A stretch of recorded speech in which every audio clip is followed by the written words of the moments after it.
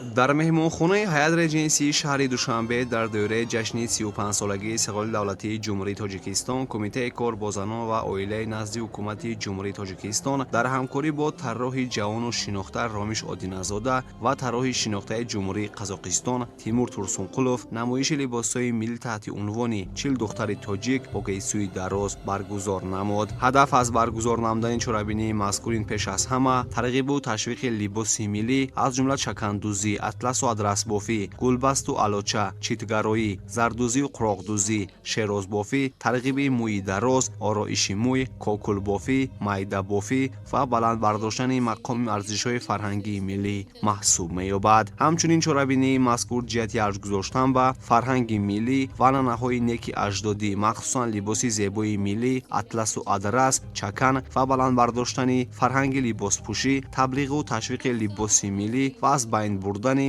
тамоюли бегонапарастӣ равона шудааст. дар ҳама давру замон қавму миллатро аз рӯи забон ва либосаш мешиносанд. аз ин рӯ фарҳанги ҳастии миллат аст.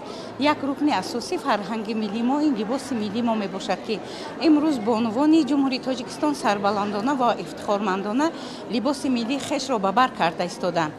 ва бубинед вақте ки гап дар бораи либоси миллӣ меравад, миллати фарҳангсолору кӯҳанбунёди мо аз қадиму айём то ба имрӯз ҳамин фарҳанги худ, либоси худ, забони худро масалан гум накарда то ба имрӯз аз наслъ ба наслҳо ба мерос гузоштанд ва имрӯз мо аз пешинаҳо, яъне аз гузаштагони хеш ибрат намуда баёнгари ва муаррифгари либоси миллии худ мебошем. баргузории чорабинии мазкур таҳкими робитаҳои фарҳангӣ, мубодилаи таҷриба, рушди ҳамкорӣ, фарох намудани доираи майдони рақобатпазирӣ миёни тарроҳон, дизайнерон, қаламкашону наққошон ва чеварон дар тарҳ ва духти либоси миллӣ, хосатан либоси миллии қадима бо тарҳи замонавӣ, муттаҳидсозии нерӯи ақлониву эҷодкорӣ, пайвандсозии таърихи гузаштаву муосир мебошад. ифтитоҳи расмии чорабинӣ бо суханронии раиси кумитаи кор бо занон ва оилаи назди ҳукумати ҷумҳурии тоҷикистон оғоз гардида таъкид гардид ки дар шароити ҷаҳонӣ муосир ки равандҳои ҷаҳонишавӣ ба ҳама соҳаҳои ҳаёт таъсир мерасонанд, масъалаи ҳифзи либоси миллӣ аҳамияти боз ҳам бештар пайдо мекунад. либоси миллӣ нишонаи худогоҳӣ ва ифтихор аз гузаштаву имрӯз мебошад.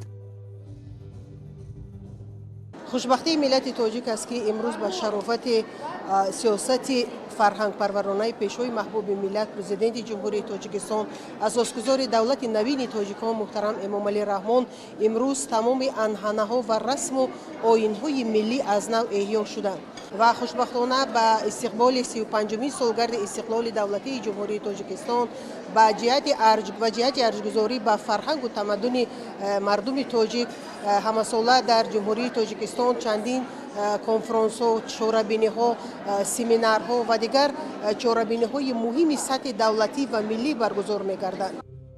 пешвои миллат дар суханронҳои худ борҳо таъкид намуданд ки занони тоҷик бояд дар баробари донишандӯзӣ, фаъолиятҳои иҷтимоӣ ва саҳмгузорӣ дар рушди давлат ҳамзамон посдори арзишҳои миллӣ бошанд, зеро маҳз ҳамин ҳамоҳангӣ ҷомеаро солим ва миллатро қавӣ мегардонад. либоси миллӣ метавонад пули робита миёни гузашта ва имрӯз бошад. маҳз таваҷҷӯҳ ва арзишҳои миллӣ аз ҷумла фарҳанги либоспӯшӣ метавонад ҷомеаро аз бегонашавии фарҳанги эмин нигоҳ дорад ва пояҳои давлатдории миллиро устувор созад. дар чорабинии намоиши либосҳои миллии муосир арӯсӣ расмӣ ва идона тарғиб карда шуд. ҳамзамон бо мақсади дастгирии табақаҳои ниёзманди аҳолӣ ва 15 нафар духтарони маъюб аз ҷониби раиси кумитаи кор бо занон ва оилаи назди ҳукумати ҷумҳурии тоҷикистон тӯҳфаҳо тақдим карда шуданд.